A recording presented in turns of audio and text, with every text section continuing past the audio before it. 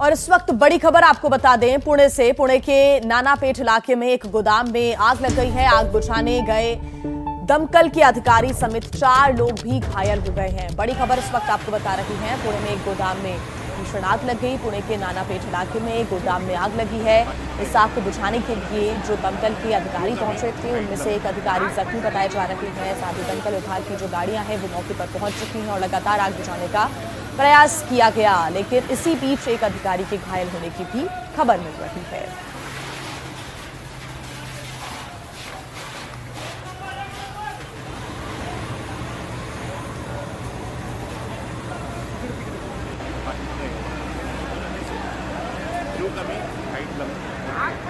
देखिए, इमरान खान ने जिस दिन प्रधानमंत्री की कुर्सी संभाली उसी दिन से उन्हें विपक्ष सिलेक्टेड पीएम कह रहा है। इमरान को सिलेक्टेड पीएम इसलिए कहा गया क्योंकि वो पाकिस्तानी सेना के बेहद करीबी माने जाते थे। लेकिन आज इमरान की कुर्सी जिस तरह से फिसल रही है और सेना तमाशा देख रही है, उससे साफ है कि आर्मी ने इमरान के सर से हाथ हटा लिया है। सवाल यह है कि इमरान को आउट करने का फैसला आखिर हुआ क्यों? सियासत की पिच पर इमरान की ये वो गलतियां हैं जिससे उनकी इनिंग वक्त से पहले खत्म हो गई। पाकिस्तान में इमरान का गेम अब ओवर हो चुका है। ये इमरान भी समझ चुके हैं, इसीलिए वो विपक्ष से डील की कोशिश भी कर रहे हैं और जनरल बाजवा को भी मनाने में जुट गए हैं।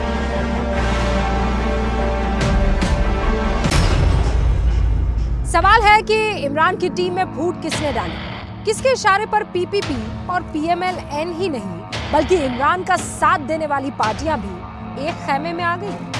इसलिए ये सवाल भी बनता है कि आखिर इमरान को क्लीन बोल्ड करने की पूरी स्क्रिप्ट लिखी? पाकिस्तान के बारे में एक कहावत मशहूर है कि यहाँ निज़ाम आर्मी, अमेरिका और अल्लाह की मर्जी से चलता है।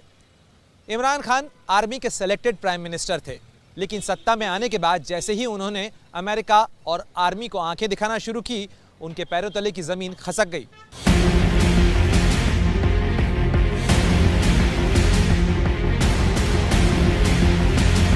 इमरान दरअसल अपने ही किए की सजा भुगत रहे हैं क्योंकि उन्होंने पाकिस्तान की राजनीति के सिद्धांतों को समझने में देरी की है। विपक्ष में वो जब तक अमेरिका पर बरसते रहे तब तक ठीक था, लेकिन कुर्सी पर बैठने के बाद उन्होंने अमेरिका को पूरी तरह से नजरअंदाज करने की कोशिश की।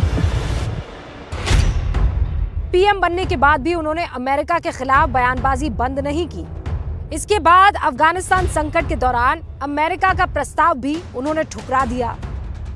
उन्होंने अमेरिका से सीधे टकराव वाले मुद्दों पर चीन का खुलकर साथ दिया। हद तो तब हो गई जब वो यूक्रेन हमले के पहले दिन ही रूस के दौरे पर पहुंच गए।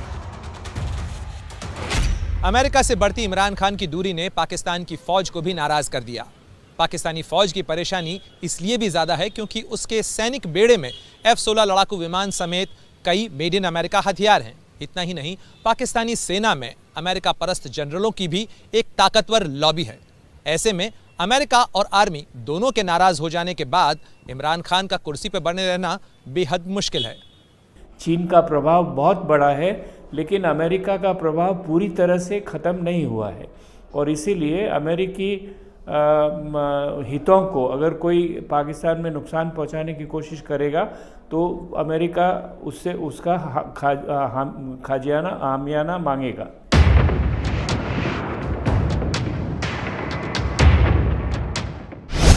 इमरान ने अमेरिका और आर्मी को तो पहले ही नाराज कर रखा था। रूस यूक्रेन जंग शुरू होने के बाद उन्होंने यूरोप से भी पंगा ले लिया।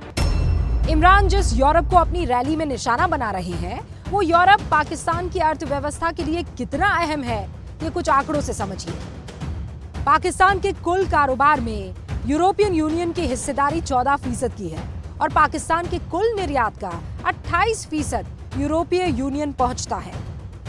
एक तरफ इमरान कर्ज के लिए मारे मारे फिरते हैं, दूसरी तरफ वो उन्हीं देशों से रिश्ते खराब करने में लगे हैं जो देश की अर्थव्यवस्था के लिए जरूरी है, यानी यूरोप और अमेरिका। इमरान की इस नीति से पाकिस्तान दिवालिया होने लगा है। इससे भी विपक्ष को एकजुट होने का मौका मिला, जिसमें आर्मी की बड़ी भूमिका रही। नहीं, पाकिस्तान आर्थिक तौर से तो कमज़ोर ही था और उसकी बैसाखियाँ जो पश्चिमी मदद है, ख़ास तौर से अमेरिका की, वर्ल्ड बैंक की, IMF की, उसी पर टिकी हुई थी। दरअसल उन्होंने लोन देके इमरान को बचाने की कोशिश की है, लेकिन जो लोन मिले हैं उसको इमरान ने जो वादे किए थे कि उसकी वजह से वो टैक्स बढ़ाकर रेवेन्यू को बढ़ाएगा, वो उसने नहीं किया। अमेरिका और यूरोप को लेकर गलत नीतियों के बाद रही सही कसर इमरान और चीन की यारी ने पूरी कर दी। इमरान राज में पाकिस्तान चीन के साथ उन मुद्दों पर खड़ा होने लगा जो अमेरिका से टकराव वाले थे। इमरान को महंगा पड़ा, इसमें कोई दो राय नहीं है, लेकिन चीन से ज़्यादा नज़दीकी देखिए पाकिस्तान की बढ़ रही है।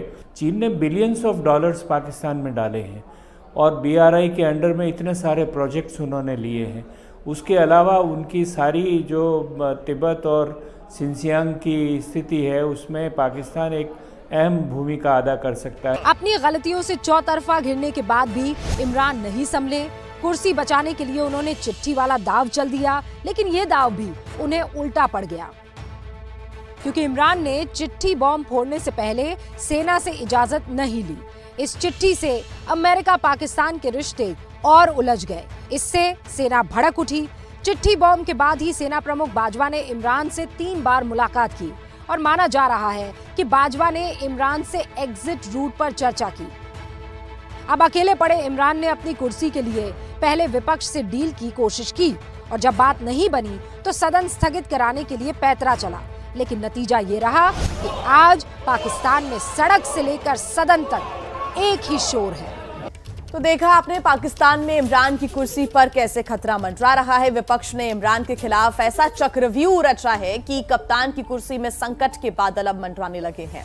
इमरान की कुंडली में जो ग्रहण लगा है, उस ग्रहण के 4 मुख्य किरदार कौन कौन है, इस रिपोर्ट में आपको दिखाते हैं। शहबाज शरीफ, जनरल कमर बाजवा, मरियम नवाज और बिलावल भुट्टो जरदारी पाकिस्तानी सियासत के वो 4 अहम किरदार हैं जिन्होंने पाकिस्तान की सत्ता पर काबिज प्रधानमंत्री इमरान खान की कुर्सी पर संकट के बादल खड़े कर दिए।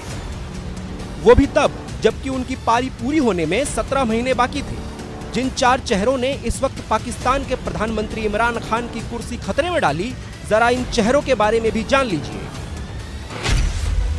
इनमें सबसे अहम नाम है पाकिस्तान मुस्लिम लीग नवाज के बड़े नेता शहबाज शरीफ। शहबाज शरीफ पाकिस्तान के पूर्व प्रधानमंत्री नवाज शरीफ के छोटे भाई हैं। शहबाज शरीफ ही वो लीडर हैं जिन्हें पाकिस्तान में विपक्ष ने अपना प्रधानमंत्री पद का उम्मीदवार बनाया है। पाकिस्तान के मौजूदा सियासी संकट की सबसे बड़ी वजह बताई जा रही है पाकिस्तान की सेना और उस सेना के मुखिया जनरल कमर जावेद बाजवा। इमरान खान ने ही 2019 में बाजवा को 3 साल का सेवा विस्तार दिया था। जनरल कमर बाजवा 28 नवंबर 2022 तक पाकिस्तान के सेना अध्यक्ष रहेंगे। इमरान खान कभी पाकिस्तानी सेना के बहुत चहेते हुआ करते थे, लेकिन हालात ऐसे बदले कि बाजवा को इमरान खान खटकने लगे। पाकिस्तान के पूरे एस्टेब्लिशमेंट पे पाकिस्तान की आर्मी और SI का वर्तमान समय में पूरा कंट्रोल है। जब तक वो कंट्रोल डायरेक्टली चैलेंज नहीं होता है, तब तक पाकिस्तान में सैनिक तख्ता पलट नहीं होगा, ये स्पष्ट रूप से दिखाई देता है। वैसे भी पाकिस्तान में ये इतिहास रहा है कि कोई भी चुनी हुई सरकार 5 साल का कार्यकाल पूरा नहीं कर पाई है। नवाज शरीफ को सत्ता से बेदखल करने के बाद ही सेना ने इमरान का रास्ता साफ किया था, लेकिन नवाज शरीफ की बेटी मरियम नवाज पिता का बदला चुकाने सड़क पर उतर आई और इमरान की विदाई के आंदोलन का एक बड़ा चेहरा बन गई। इमरान खान की सत्ता के तख्ता पलट के इस आंदोलन में झंडा बुलंद करने वालों में बिलावल भुट्टो जरदारी भी एक बड़ा चेहरा है। पाकिस्तान की पूर्व PM बेनजीर भुट्टो के बेटे हैं। उनके पिता आसिफ अली जरदारी पाकिस्तान के राष्ट्रपति रह चुके हैं। बिलावल भुट्टो पाकिस्तान पीपल्स पार्टी के चेयरमैन हैं। इस मुल्क के अवाम को एक स्पोर्ट्समैन स्पिरिट का पैगाम भेजें। आपने अपना इनिंग्स खेला है और आपने एक साफ प्रोसेस के थ्रू शिकस्त खाया है। अब ऑनरेबल एग्जिट ये है कि आप खुद आज ही मुस्ताफी हो जाएं और कायदे इस बेख्तलाफ को वोट ऑफ कॉन्फिडेंस लेने दें। तो इन 4 चेहरों के चक्रव्यूह में बुरी तरह से घिरे हुए इमरान खान, इस चक्रव्यूह को भेद पाना उनके लिए आसान नहीं है। बड़ी खबर आपको हम बता रहे हैं वाराणसी से। वाराणसी के बनारस हिंदू यूनिवर्सिटी यानी BHU में कल रात तोड़फोड़ हुई है। बीती रात लाल बहादुर शास्त्री हॉस्टल और बिरला हॉस्टल के छात्र आमने सामने आ गए। आरोप है कि पैसे के विवाद और पुरानी रंजिश में छात्रों के दो गुटों में जमकर मारपीट और पत्थरबाजी हुई है। हालात पर काबू पाने के लिए कैंपस में पुलिस बल को बुलाना पड़ा। इस समय की बड़ी खबर आपको बता रहे हैं, लाल बहादुर शास्त्री हॉस्टल और बिरला हॉस्टल के छात्र आमने सामने आ गए। हिंदू यूनिवर्सिटी यानी BHU में कल रात तोड़फोड़ हुई है। आप देख सकते हैं तस्वीरें, कैसे दो गुटों के लोग आपस में मारपीट कर रहे हैं। ये बात आपसी रंजिश की बताई जा रही है। पैसे के विवाद को और पुरानी रंजिश में छात्रों के दो गुटों में जमकर मारपीट और पत्थरबाजी हुई है। हालात पर काबू पाने के लिए कैंपस में पुलिस बल को बुलाना पड़ा।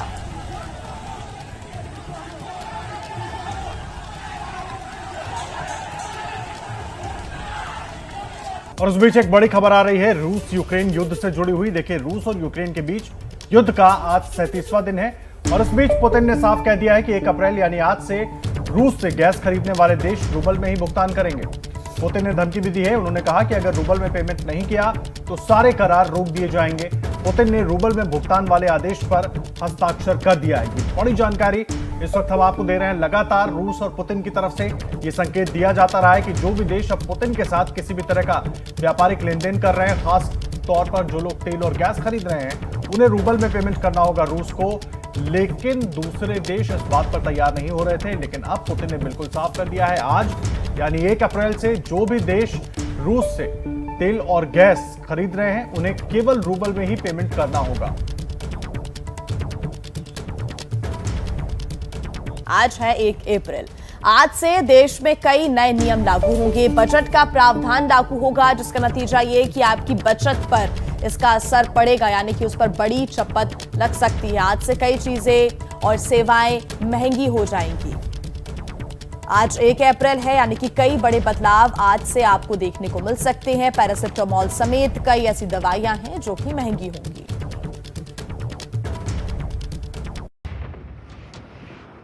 साल के 3 महीने गुजर चुके हैं, लेकिन वित्तीय बरस का आज पहला दिन है। फरवरी के आखिर में सरकार जो बजट पेश करती है, उसका असर भी अप्रैल की पहली तारीख से ही दिखता है। बजट के तमाम प्रावधान 1 अप्रैल से ही लागू होते हैं। ऐसे में आज ये जानना जरूरी है कि बजट और दूसरे सरकारी नियमों की वजह से देश के हर आम और खास के जीवन में क्या बदलने वाला है, उनकी जेब पर क्या बोझ बढ़ने वाला है। 1 अप्रैल से EPF के खाते में 2.5 लाख रुपए से ज्यादा की जमा रकम के ब्याज पर अब इनकम टैक्स लगेगा। हालांकि सरकारी कर्मचारियों के लिए सीमा 5 लाख रुपए की है। नए प्रावधान के मुताबिक अब वर्चुअल, डिजिटल या क्रिप्टो करेंसी बेचने से हुए फायदे पर 30% का टैक्स चुकाना होगा। 45 लाख रुपए तक के किफायती घर पहली बार खरीदने वालों को होम लोन के ब्याज पर 1.5 लाख रुपए तक की अतिरिक्त टैक्स कटौती का फायदा अब नहीं मिलेगा। नए वित्तीय वर्ष की शुरुआत से आम आदमी को दवाइयों पर खर्च भी बढ़ने वाला है। करीब 800 आवश्यक दवाओं की कीमतों में आज से 10.7% की बढ़ोतरी हो रही है। डाकघर की कई निवेश योजनाओं में ब्याज अब नकद में नहीं मिलेगा, बचत खाता खुलवाना होगा। म्यूचुअल फंड में अब सिर्फ UPI या नेट बैंकिंग के जरिए ही निवेश हो सकेगा। चेक, बैंक ड्राफ्ट वगैरह नहीं चलेंगे। पैन और आधार लिंक नहीं करने वालों को आज से पेनाल्टी देनी होगी। तो आज से ये 7 बड़े बदलाव हैं जो सरकारी नियमों की वजह से हो रहे हैं। तो इसके अलावा भी कुछ बदलाव हैं जो निजी कंपनियों से जुड़ी हैं। जैसे कई बड़ी कार निर्माता कंपनियों ने आज से अपनी गाड़ियों की कीमतों में इजाफा कर दिया है। टाटा मोटर्स, टोयोटा से लेकर BMW तक की कारों के दाम में 2.5 से 3.5% तक बढ़ोतरी हो रही है। आज दिल्ली के तालकटोरा स्टेडियम में परीक्षा पे चर्चा कार्यक्रम आयोजित होगा, जहां PM मोदी बच्चों से बातचीत करेंगे। क्या है ये कार्यक्रम और बच्चे PM मोदी से क्या पूछना चाहेंगे इस कार्यक्रम में, ये देखना भी बहुत अहम होगा, क्योंकि लगभग हर साल प्रधानमंत्री नरेंद्र मोदी परीक्षा से पहले बच्चों से बात करते हैं, उनका उत्साह बढ़ाने की कोशिश करते हैं। सुबह 11 बजे परीक्षा पर चर्चा करेंगे PM मोदी। ये बड़ी जानकारी हम आपको दे रहे हैं।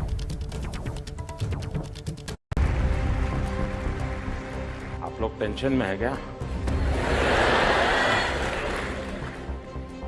बोर्ड परीक्षाओं से पहले प्रधानमंत्री नरेंद्र मोदी शुक्रवार को एक बार फिर परीक्षा पे चर्चा कार्यक्रम के सिलसिले में बच्चों से बातचीत करेंगे। ये कार्यक्रम सुबह 11 बजे से दिल्ली के तालकटोरा स्टेडियम में होगा, जिसमें 9वीं से 12वीं तक के करीब 1000 बच्चे पीएम मोदी से रूबरू होंगे और प्रश्न पूछ सकेंगे। 2018 में शुरू हुए इस कार्यक्रम का ये 5वां संस्करण है। परीक्षा पे चर्चा कार्यक्रम के दौरान पीएम मोदी बच्चों को परीक्षा के दौरान तनाव से बचने, टाइम मैनेजमेंट के अलावा जीवन में सफलता पाने के गुर सिखाते हैं। एबीपी न्यूज ने कुछ छात्रों से बातचीत की। बच्चों ने बताया कि वो पीएम मोदी से क्या प्रश्न पूछना चाहेंगे।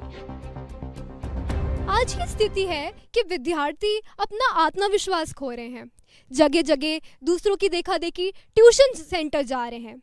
तो आपके ऐसे विद्यार्थियों की क्या सलाह होगी कि वे अपना आत्मविश्वास दृढ़ रखें और स्वयं अभ्यास करते रहें? पिछले 2 साल में हम सब ने ऑनलाइन कक्षाओं से पढ़ाई की है, लेकिन अब जब हम ऑफलाइन परीक्षाएं देने आ रहे हैं तो हम उन पढ़ाई से अपने आप को दिमाग में कनेक्ट नहीं कर पाते हैं। हमारा दिमाग स्टैटिक चीज़ें तो समझ गया, लेकिन उसे डायनेमिक में कन्वर्ट करने में हमें प्रॉब्लम आती है। आप हमारा पूरा देश चलाते हैं, आपके पास बहुत से काम होते हैं और उसी प्रकार हमारे पास भी करने के लिए बहुत से सब्जेक्ट्स होते हैं, बहुत से क्वेश्चंस होते हैं।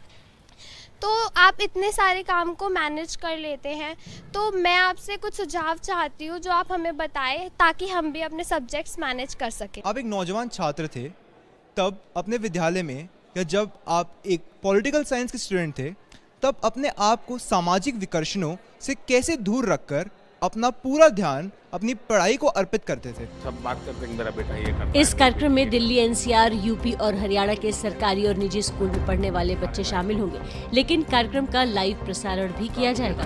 बच्चों के साथ उनके अभिभावक और शिक्षक भी कार्यक्रम में शामिल होंगे। बता दें कि पिछले साल कोरोना महामारी के कारण ये कार्यक्रम ऑनलाइन तरीके से हुआ था। कुछ दिन पहले शिक्षा मंत्री धर्मेंद्र प्रधान ने जानकारी दी थी कि इस साल परीक्षा पे चर्चा कार्यक्रम के लिए देश के सभी राजभवनों में खास तैयारी की जा रही है, जहां राज्यपाल भी बच्चों से बातचीत करेंगे। इसी की लाइव स्ट्रीमिंग होगा गवर्नर हाउस में। उस राज्य की बच्चों को इकट्ठा करके, अभिभावक, बच्चे और शिक्षकों को इकट्ठा करके, और वहाँ परीक्षा पे चर्चा बैठ के देखेंगे। प्रधानमंत्री जी के इंटरेक्शन में पार्टिसिपेट करेंगे। इस कार्यक्रम को आईआईटी, आईआईएम जैसे संस्थानों में भी दिखाया जाएगा। विदेशों में भारतीय दूतावासों में भी इसका सीधा प्रसारण किया जाएगा। 10वीं और 12वीं की बोर्ड परीक्षा देने जा रहे छात्रों को इसका खास इंतजार रहता है। खबर आ रही है, सुरक्षा बलों ने एक आतंकवादी को मार गिराया है। ये बड़ी कामयाबी सुरक्षा बलों को मिली है।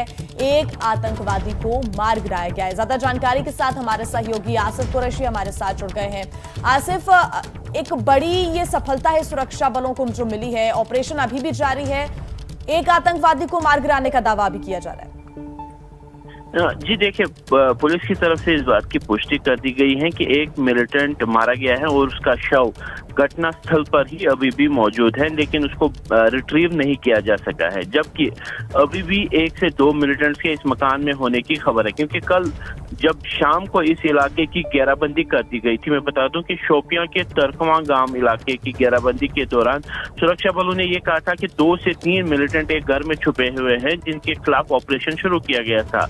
रात भर कॉर्डन करके हुए भी आज सुबह तड़के से फिर से फायरिंग शुरू हो गई, जिसमें एक मिलिटेंट के मारे जाने की सुरक्षा बलों ने पुष्टि कर दी है, जबकि अभी भी 1 या 2 मिलिटेंट मकान के अंदर मौजूद है। जी, बहुत बहुत शुक्रिया आसिफ सारी जानकारी के लिए। राजस्थान में एक महिला डॉक्टर की खुदकुशी के मामले ने दिल्ली और आगरा तक डॉक्टरों को सड़कों पर आने को मजबूर कर दिया है, क्योंकि इलाज के दौरान मौत के बाद डॉक्टर अर्चना शर्मा धारा 302 के तहत हत्या का मुकदमा दर्ज किया गया था। भविष्य में ये किसी और डॉक्टर के साथ ना हो, इसी डर और अर्चना के लिए इंसाफ की मांग के साथ डॉक्टर्स सड़क पर प्रदर्शन करने उतर गए हैं, कैंडल मार्च कर रहे हैं। देखिए।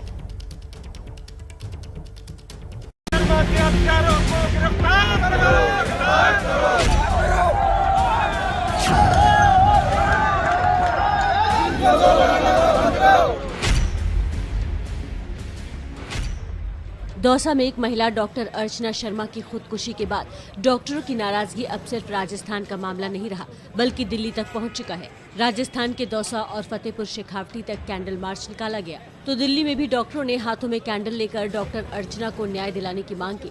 दिल्ली के लेडी हार्डिंग अस्पताल में डॉक्टरों ने कैंडल मार्च निकालकर डॉक्टर अर्चना को श्रद्धांजलि दी।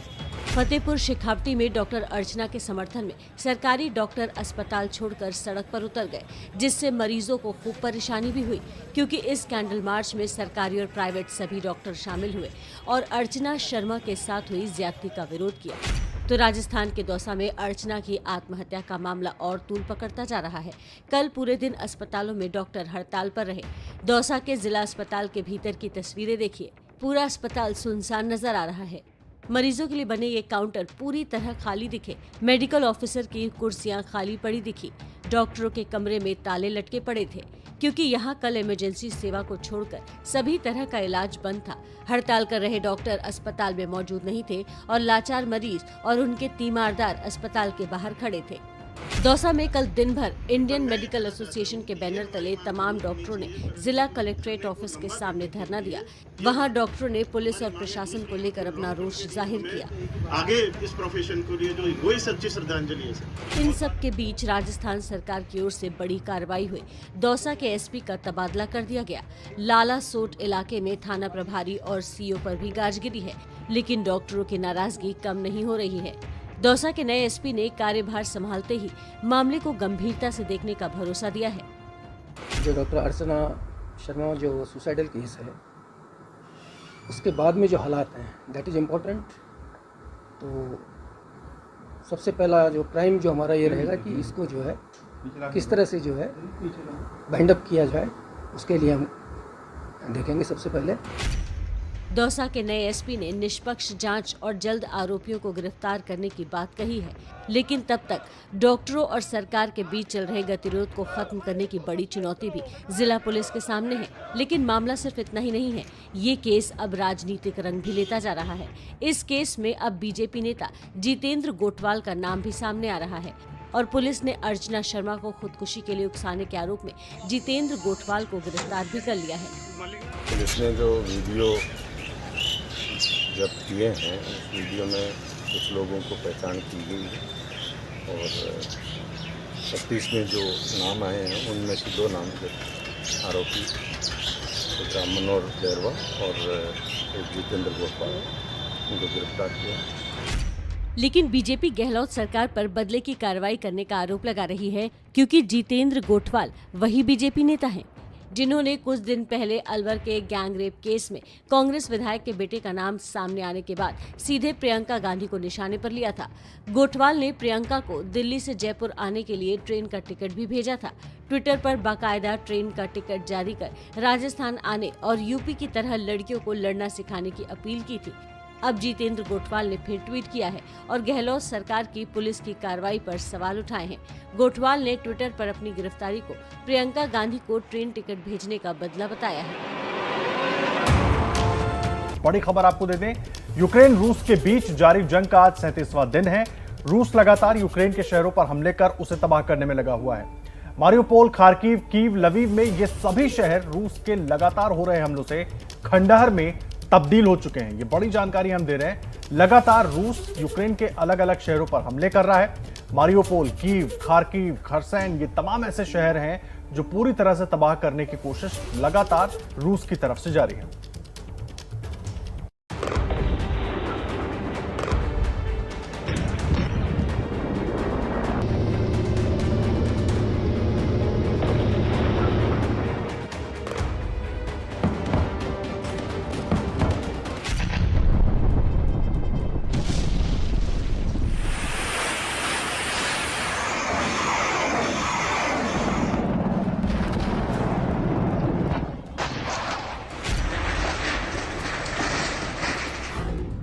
आपके टीवी स्क्रीन पर मारियोपोल की 2 तस्वीरें हैं।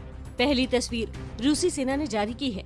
रूसी सेना ने दावा किया है कि यहाँ यूक्रेनी लड़ाके छिपे हुए थे, जिनके पास काफी हथियार और रॉकेट लॉन्चर थे, जिसे रूसी मिसाइल ने निशाना बनाकर नष्ट कर दिया।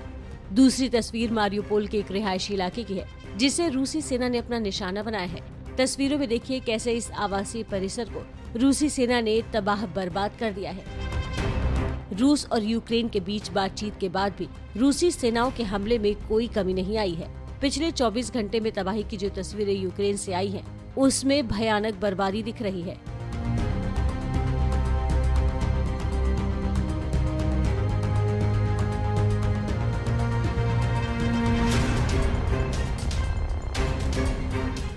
रूस की तरफ से बैठक के बाद बयान आया था कि कीव में हमलों को कम किया जाएगा, पर ग्राउंड पर ऐसा बिल्कुल भी नहीं दिख रहा है।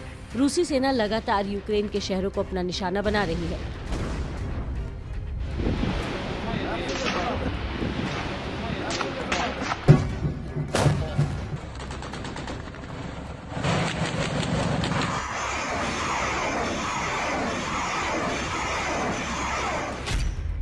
बर्बादी की इन तस्वीरों को देखिए। ये तस्वीरें माइकोलाइव शहर के एक सरकारी दफ्तर की है, जिसे रूसी मिसाइल ने खंडहर बना दिया। यूक्रेन की स्टेट इमरजेंसी सर्विस ने दावा किया है कि रूसी सेना के इस हमले में 16 लोगों ने अपनी जान गंवाई है, जबकि 33 से ज्यादा लोग घायल हुए हैं। अब भी इमारत में काफी लोगों के फंसे होने की आशंका है। उन्हें निकालने का काम जारी है।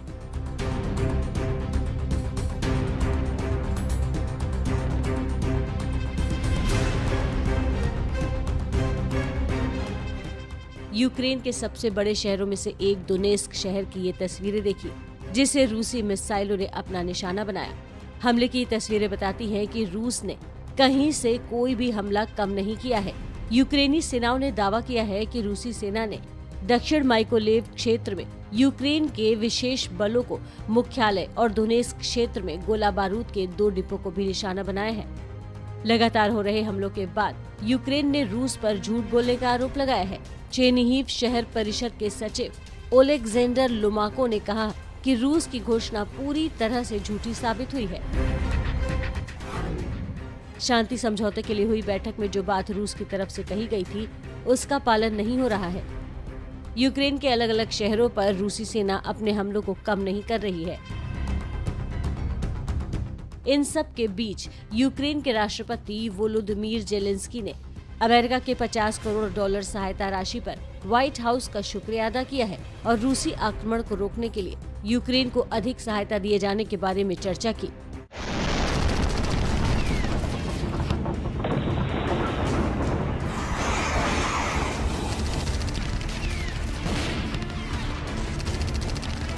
युद्ध के बीच बड़ी खबर आपको बता दें, यूक्रेन का दावा है कि रूस के सैनिक चेर्नोबिल परमाणु प्लांट को छोड़कर जा रहे हैं। दावा किया गया कि परमाणु संयंत्र में रेडिएशन का खतरा बना हुआ है और इसलिए रूसी सैनिक प्लांट को छोड़कर बेलारूस के साथ लगी यूक्रेन की सीमा की ओर जा रहे हैं। यूक्रेन की परमाणु ऊर्जा संचालक कंपनी ने यह दावा किया है। चेर्नोबिल पावर प्लांट ये वही प्लांट है जहां पर रूस के सैनिकों ने कब्जा कर लिया था और अब खबर मिल रही है कि रूस के सैनिक चेर्नोबिल परमाणु प्लांट को छोड़कर जा रहे हैं। यूक्रेन ने दावा किया है रेडिएशन के खतरे के डर से रूसी सैनिक चेर्नोबिल पावर प्लांट छोड़कर जा रहे हैं। और ये भी बता दें कि जो IAEA के कर्मचारी हैं वो भी यूक्रेन पहुंचे हैं और साथ ही हर स्थिति पर नजर भी वो बनाए हुए हैं। इसके पहले जब चेर्नोबिल के बाद दूसरे जो पावर प्लांट्स है वहां पर रूसी सैनिकों ने हमला किया, उसके बाद भी IAEA ने चेतावनी दी थी कि हमले ना किए जाएं। पावर प्लांट्स हैं, ऐसे में जो रेडिएशन है उनके रिसाव का खतरा हो सकता है। और अब ये खबर मिल रही है कि चेर्नोबिल प्लांट को छोड़कर रूसी सैनिक जा रहे हैं। तो आज पीएम मोदी परीक्षा देने वाले छात्रों से बात करेंगे। इस पर क्या कहना है लखनऊ के छात्र आजवान का, आपको ये भी सुनाते हैं। मेरा नाम मोहम्मद अजबान खान है और मैं सेंट एंटनीज इंटर कॉलेज का विद्यार्थी हूं और मैं इस समय 10वीं कक्षा में पढ़ रहा हूं। और मेरा क्वेश्चन प्रधानमंत्री जी से ये है कि अक्सर करके हमें क्वेश्चन आते हैं, एग्ज़ाम में बैठते हैं, हम लोग पूरी तैयारी करके जाते हैं, पर ना जाने हम लोग वहाँ जाके कभी कभी क्वेश्चन छूट जाते हैं या भूल जाते हैं, हमारे दिमाग से उतर जाते हैं। तो इससे हम लोग कैसे निकलें, कैसे उभरें कि हम लोग का पेपर अच्छा जाए इतनी तैयारी होने के बावजूद भी। बुधवार और गुरुवार देसी व अंग्रेजी शराब के भाव में भारी कमी। ये है मध्य प्रदेश का राजगढ़ शहर, जहां शराब की बिक्री और उस पर छूट का प्रचार लाउड स्पीकर लगाकर किया जा रहा है। आपको बता दें कि ये वही मध्य प्रदेश है जहां बीजेपी की सरकार है और उसी बीजेपी की वरिष्ठ नेता और एक पूर्व सीएम शराब के खिलाफ लगातार अभियान चला रही हैं।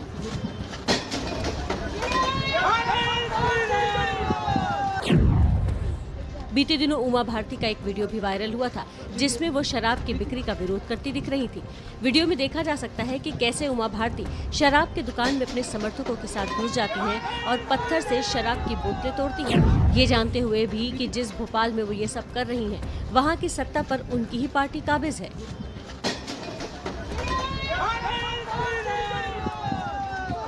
बुधवार और गुरुवार देसी व अंग्रेजी शराब के भाव में भारी कमी। और अब इस तस्वीर ने तो हद ही कर दी। शायद उमा भारती को भी और आग बबूला कर सकती है, क्योंकि बीजेपी राज में एमपी के राजगढ़ में खुलेआम शराब बिक्री का प्रचार हो रहा है। एक आदमी बाइक पर लाउड स्पीकर लगाकर गली गली घूम रहा है, जो गाना बजाते हुए शराब पर भारी छूट का ऐलान कर रहा है। गली गली में घूमकर जो शख्स शराब बेचने का प्रचार कर रहा है, उसके दुकान पर भी शराब की खरीद पर मिलने वाली छूट का बड़ा सा पोस्टर लगा हुआ है। पोस्टर पर लिखा है, भाव में भारी कमी। कुछ समय की बड़ी खबर आपको बता दें, अविश्वास प्रस्ताव पर वोटिंग से पहले इमरान खान ने अपनी सरकार गिराने के लिए अमेरिका पर साजिश रचने का आरोप लगाया है। पाकिस्तान की पॉलिटिक्स में अमेरिका का नाम आने के साथ ही चीन ने भी बयानबाजी कर ली है। अगर साजिश रची गई है तो चीन इमरान खान के साथ खड़ा होगा। इमरान खान का इमोशनल ड्रामा, 40 मिनट की तकरीर, विपक्ष पर दागे तीर, भारत से लेकर अमेरिका तक का जिक्र। क्या खुद को शहीद बताकर कुर्सी बचा पाएंगे इमरान?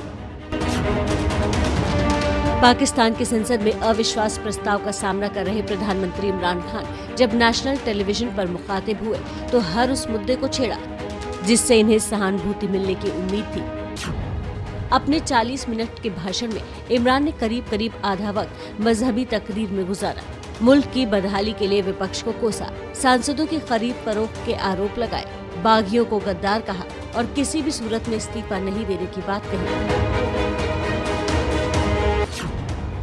पिछले एक हफ्ते से इमरान जिस चिट्ठी को लहराकर सरकार गिराने के पीछे विदेशी साजिश का आरोप लगा रहे थे, भाषण में उसका भी जिक्र किया, लेकिन इस बार सीधे अमेरिका का नाम लेकर कहा रूस और चीन से नजदीकियां अमेरिका को चुभ रही थी, जिसके खिलाफ नफरत की रोटियां सेककर पाकिस्तान के हुक्मरान और जनरल 70 साल से अपनी सियासत चमका रहे हैं। इमरान की चिट्ठी वाली साजिश पर अमेरिका की प्रतिक्रिया भी आ गई।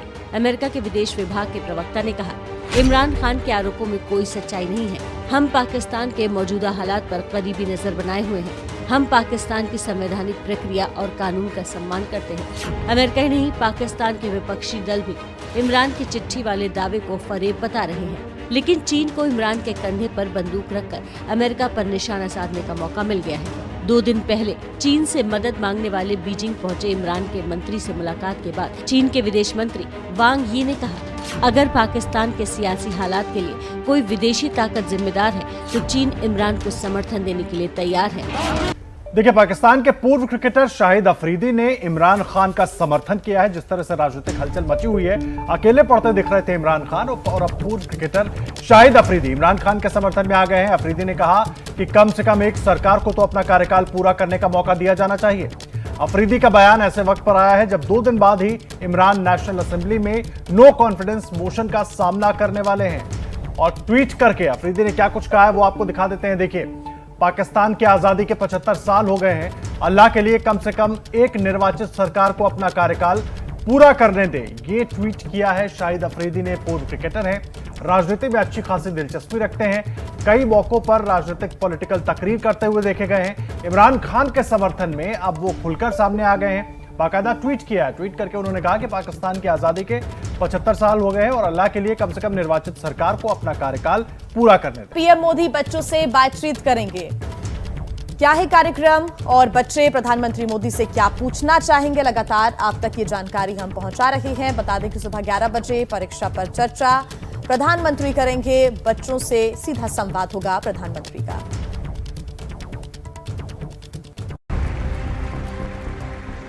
आप लोग टेंशन में है क्या? बोर्ड परीक्षाओं से पहले प्रधानमंत्री नरेंद्र मोदी शुक्रवार को एक बार फिर परीक्षा पे चर्चा कार्यक्रम के सिलसिले में बच्चों से बातचीत करेंगे। ये कार्यक्रम सुबह 11 बजे से दिल्ली के तालकटोरा स्टेडियम में होगा, जिसमें 9वीं से 12वीं तक के करीब 1000 बच्चे पीएम मोदी से रूबरू होंगे और प्रश्न पूछ सकेंगे। 2018 में शुरू हुए इस कार्यक्रम का ये 5वां संस्करण है। परीक्षा पे चर्चा कार्यक्रम के दौरान पीएम मोदी बच्चों को परीक्षा के दौरान तनाव से बचने, टाइम मैनेजमेंट के अलावा जीवन में सफलता पाने के गुर सिखाते हैं। एबीपी न्यूज ने कुछ छात्रों से बातचीत की। बच्चों ने बताया कि वो पीएम मोदी से क्या प्रश्न पूछना चाहेंगे। आज की स्थिति है कि विद्यार्थी अपना आत्मविश्वास खो रहे हैं। जगह जगह दूसरों की देखा देखी ट्यूशन सेंटर जा रहे हैं। तो आपके ऐसे विद्यार्थियों की क्या सलाह होगी कि वे अपना आत्मविश्वास दृढ़ रखें और स्वयं अभ्यास करते रहें? पिछले 2 साल में हम सब ने ऑनलाइन कक्षाओं से पढ़ाई की है, लेकिन अब जब हम ऑफलाइन परीक्षाएं देने आ रहे हैं तो हम उन पढ़ाई से अपने आप को दिमाग में कनेक्ट नहीं कर पाते हैं। हमारा दिमाग स्टैटिक चीज़ें तो समझ गया, लेकिन उसे डायनेमिक में कन्वर्ट करने में हमें प्रॉब्लम आती है। आप हमारा पूरा देश चलाते हैं, आपके पास बहुत से काम होते हैं और उसी प्रकार हमारे पास भी करने के लिए बहुत से सब्जेक्ट्स होते हैं, बहुत से क्वेश्चंस होते हैं। तो आप इतने सारे काम को मैनेज कर लेते हैं, तो मैं आपसे कुछ सुझाव चाहती हूँ जो आप हमें बताएं ताकि हम भी अपने सब्जेक्ट्स मैनेज कर सकें। आप एक नौजवान छात्र थे, तब अपने विद्यालय में या जब आप एक पॉलिटिकल साइंस के स्टूडेंट थे, तब अपने आप को सामाजिक विकर्षणों से कैसे दूर रखकर अपना पूरा ध्यान अपनी पढ़ाई को अर्पित करते थे? सब बात करते हैं मेरा बेटा ये करता इस कार्यक्रम में दिल्ली, एनसीआर, यूपी और हरियाणा के सरकारी और निजी स्कूल में पढ़ने वाले बच्चे शामिल होंगे, लेकिन कार्यक्रम का लाइव प्रसारण भी किया जाएगा। बच्चों के साथ उनके अभिभावक और शिक्षक भी कार्यक्रम में शामिल होंगे। बता दें कि पिछले साल कोरोना महामारी के कारण ये कार्यक्रम ऑनलाइन तरीके से हुआ था।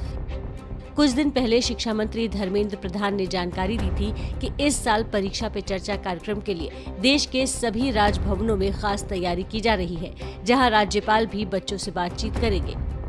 इसी की लाइव स्ट्रीमिंग होगा गवर्नर हाउस में। उस राज्य की बच्चों को इकट्ठा करके, अभिभावक, बच्चे और शिक्षकों को इकट्ठा करके, और वहाँ परीक्षा पे चर्चा बैठ के देखेंगे। प्रधानमंत्री जी के इंटरेक्शन में पार्टिसिपेट करेंगे। इस कार्यक्रम को आईआईटी, आईआईएम जैसे संस्थानों में भी दिखाया जाएगा। विदेशों में भारतीय दूतावासों में भी इसका सीधा प्रसारण किया जाएगा।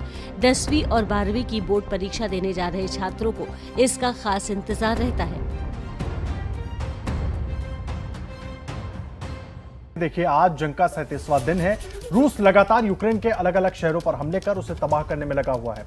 मारियोपोल, खार्किव, कीव, लवीव, ये सभी शहर रूस के लगातार हो रहे हमलों से खंडहर में तब्दील हो चुके हैं, लेकिन रूसी सेना रुकने का नाम नहीं ले रही है। दूसरी तरफ यूक्रेन की सेना भी अपनी ओर से भरसक कोशिश कर रही है जवाब देने का।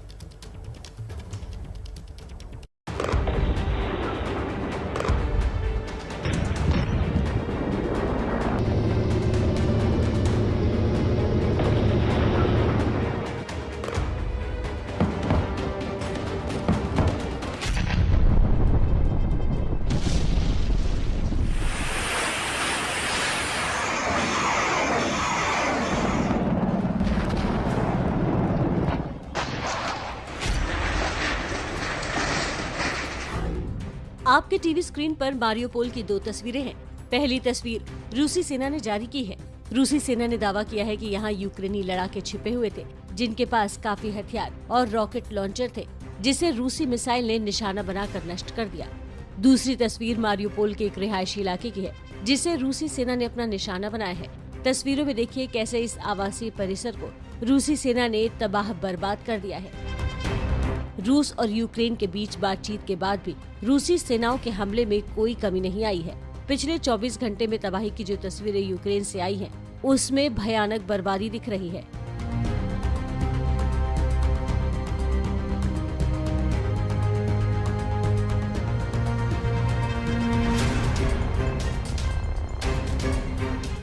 रूस की तरफ से बैठक के बाद बयान आया था कि कीव में हमलों को कम किया जाएगा, पर ग्राउंड पर ऐसा बिल्कुल भी नहीं दिख रहा है। रूसी सेना लगातार यूक्रेन के शहरों को अपना निशाना बना रही है।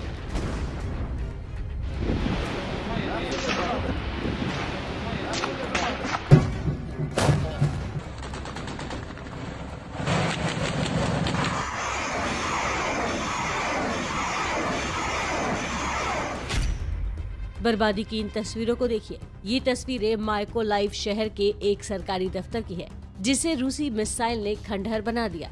यूक्रेन की स्टेट इमरजेंसी सर्विस ने दावा किया है कि रूसी सेना के इस हमले में 16 लोगों ने अपनी जान गंवाई है, जबकि 33 से ज्यादा लोग घायल हुए हैं। अब भी इमारत में काफी लोगों के फंसे होने की आशंका है। उन्हें निकालने का काम जारी है।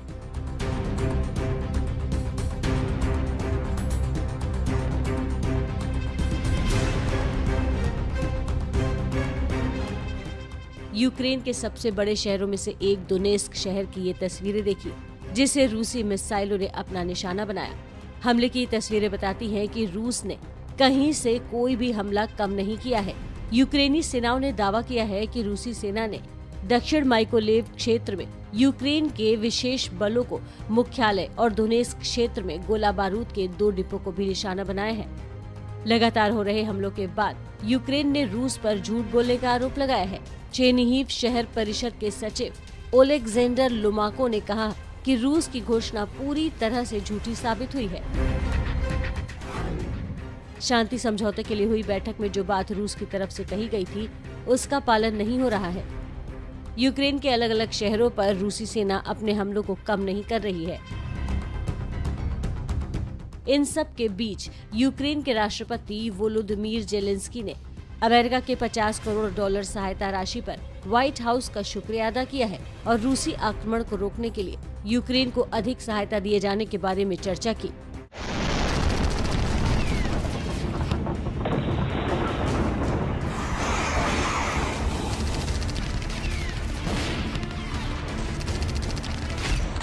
बड़ी खबर, श्रीलंका की अर्थव्यवस्था पहली बार गंभीर संकट के दौर में है। विदेशी मुद्रा भंडार अपने निचले स्तर पर है, जिसके चलते श्रीलंका में महंगाई 7वें आसमान पर है और आम जनता सरकार के खिलाफ सड़कों पर उतर चुकी है। इस समय की बड़ी खबर आपको हम बता रहे हैं।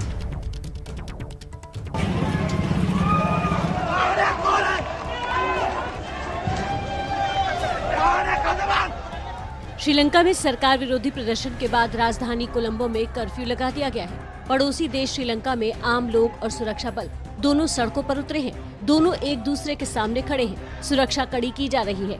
अपने ही लोगों पर फायर गैस छोड़े जा रहे हैं। रबर के बुलेट की फायरिंग की जा रही है। कुछ दिनों से श्रीलंका के यही हालात हैं। वजह है पड़ोसी देश की कंगाल होती अर्थव्यवस्था। आर्थिक संकट गहराने के चलते श्रीलंका के राष्ट्रपति भवन के बाहर भी विरोध प्रदर्शन हो रहे हैं। राष्ट्रपति गोटाबाया राजपक्षे के इस्तीफे की मांग को लेकर लोगों ने कल रात प्रदर्शन किया। श्रीलंका की अर्थव्यवस्था की जो खस्ता हालत हुई है, उसके पीछे की सबसे बड़ी वजह है डॉलर के मुकाबले श्रीलंका की करेंसी का कमजोर हो जाना, जिसके चलते श्रीलंका के विदेशी मुद्रा भंडार में भारी कमी हो गई और ईंधन जैसी जरूरी चीजों के आयात भी नहीं हो पा रहे हैं। देश में तेल की, रसोई गैस की कमी हुई तो महंगाई 7वें आसमान पर पहुंच गई। फरवरी के आंकड़ों के मुताबिक श्रीलंका में महंगाई दर 17.5% के पार थी। अब मौजूदा वक्त में महंगाई कितनी है, इसका अंदाजा इस बात से लगाइए कि वहां एक कप चाय करीब 100 रुपए की मिल रही है। 2022 में जरूरी चीजों की कीमतों में 2020 से तुलना देखिए। पेट्रोल 85%, डीजल 59%, चावल 50%, दाल 133%, चीनी 51%, मिल्क पाउडर 108%, सेब 275%, अंडा 75%। दशकों बाद श्रीलंका के सामने ऐसी आर्थिक मुसीबत आई है क्योंकि उसका विदेशी मुद्रा भंडार घटकर महज $2.3 अरब तक सिमट चुका है, जिससे 1 महीने के कम वक्त तक आयात का बिल भरा जा सकता है। लोग सरकार से नाराज हैं। लोगों को लगता है कि सरकार की गलत नीतियों के चलते उनके देश में यह हालात बने हैं। हालात ये है कि राजधानी कोलंबो में 13 घंटे तक बिजली कटौती की जा रही है। आज है 1 अप्रैल। आज से देश में कई नए नियम लागू होंगे। बजट का प्रावधान भी लागू होगा, जिसका नतीजा ये कि आपकी बचत पर इसका सीधा असर पड़ेगा और आपकी बचत पर लगेगी बड़ी चपत।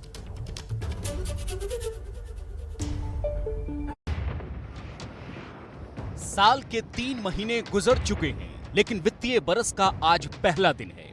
फरवरी के आखिर में सरकार जो बजट पेश करती है, उसका असर भी अप्रैल की पहली तारीख से ही दिखता है।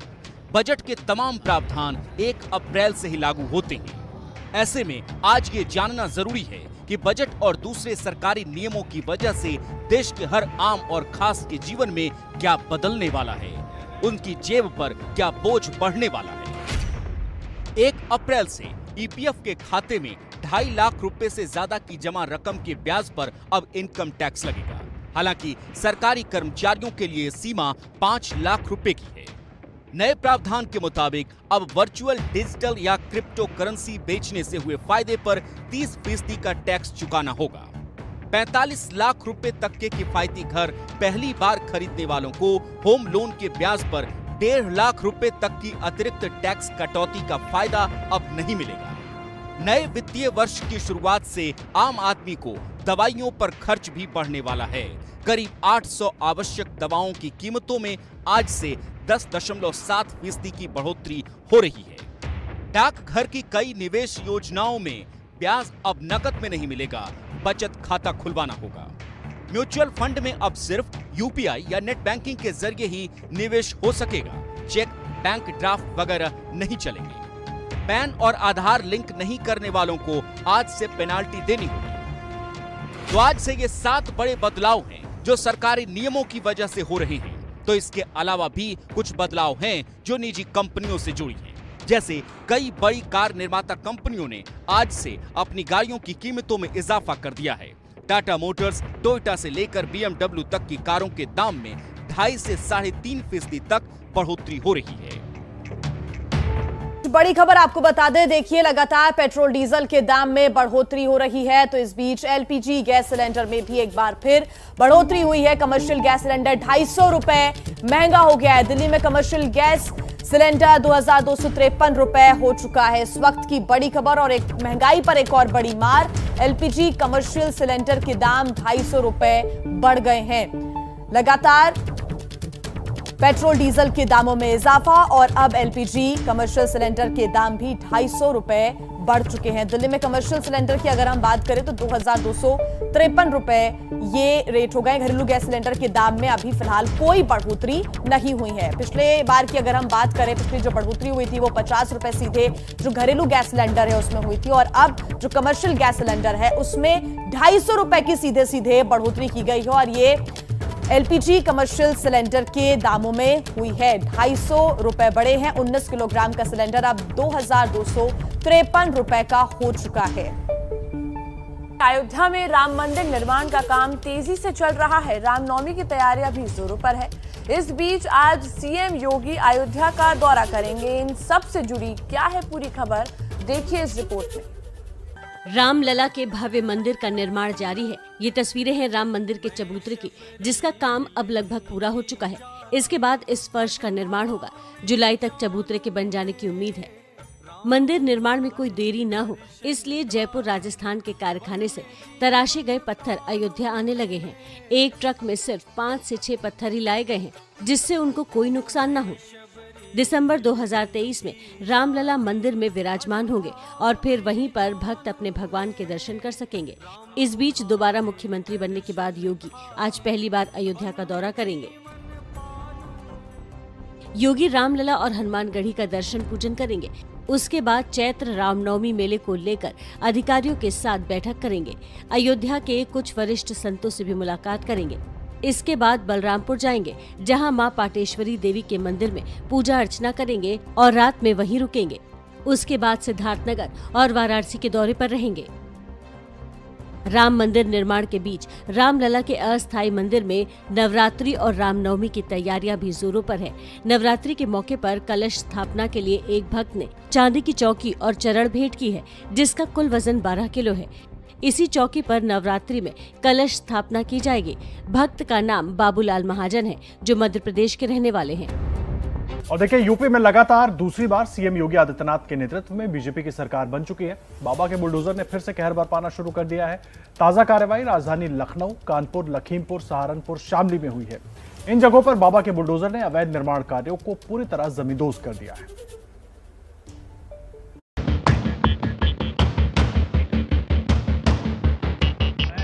योगी आदित्यनाथ जब से सीएम बने हैं, बुलडोजर वाली कार्रवाई फिर से शुरू हो गई है। यूपी के हर जिले में अवैध निर्माण पर ताबड़तोड़ कार्रवाई की जा रही है। लखनऊ, कानपुर, लखीमपुर, बांदा, सहारनपुर, शामली, इन सभी जिलों में बाबा का बुलडोजर बेधड़क आगे बढ़ रहा है और अवैध निर्माण कार्यों को जमींदोज कर रहा है।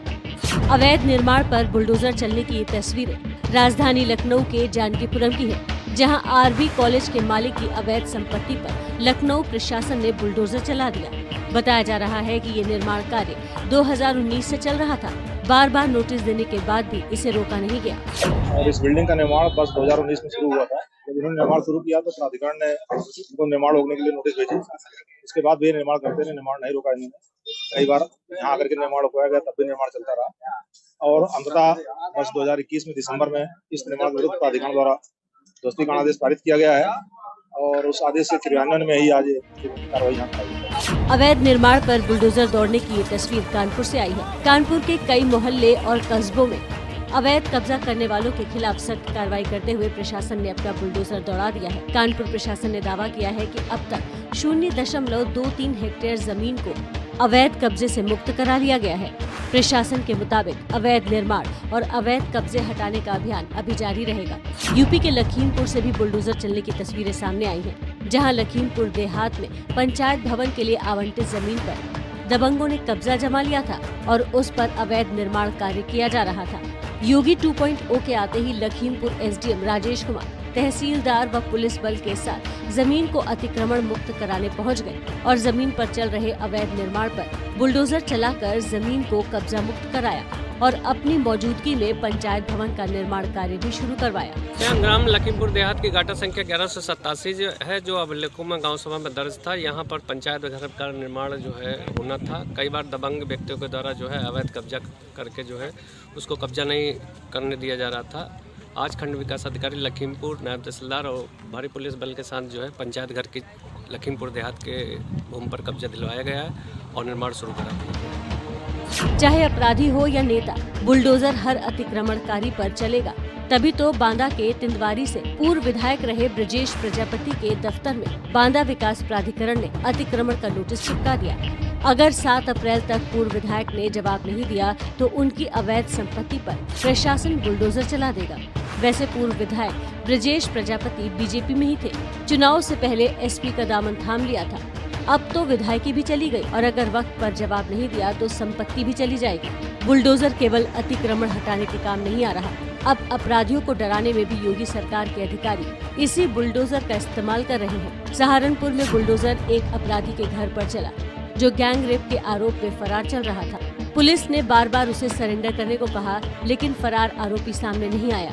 कल अचानक बुलडोजर के साथ पुलिस पहुंच गई और रेप के आरोप में फरार चल रहे आरोपियों के घर पर बुलडोजर चला दिया। मामला सहारनपुर के थाना चिलकाना क्षेत्र के चालाकपुर का है, जहां गैंग रेप के 2 आरोपी भाई लगातार फरार चल रहे थे। उन्हीं को पकड़ने के लिए खाकी ने ये तरीका निकाला। अब आपको शामली की तस्वीरें दिखाते हैं, जहां एक कब्रिस्तान पर अवैध रूप से किए गए अतिक्रमण पर बुलडोजर चलाया गया। योगी आदित्यनाथ ने यूपी चुनाव में बुलडोजर को अपने सम्मान से छोड़ दिया था। बुलडोजर फिर से दौड़ेगा। सरकार बनते ही ये नजारा दिख भी रहा है, लगातार दिख रहा है और बुलडोजर से अतिक्रमणकारियों में खौफ भी।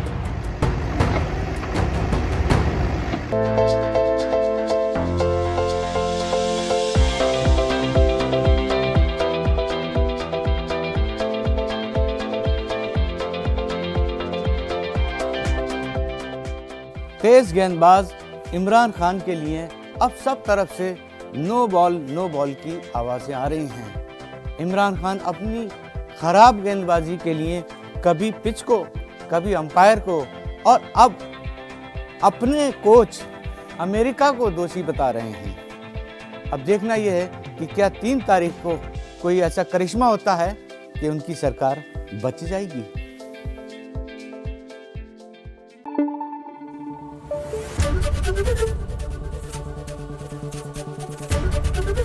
एबीपी न्यूज आपको रखे आगे।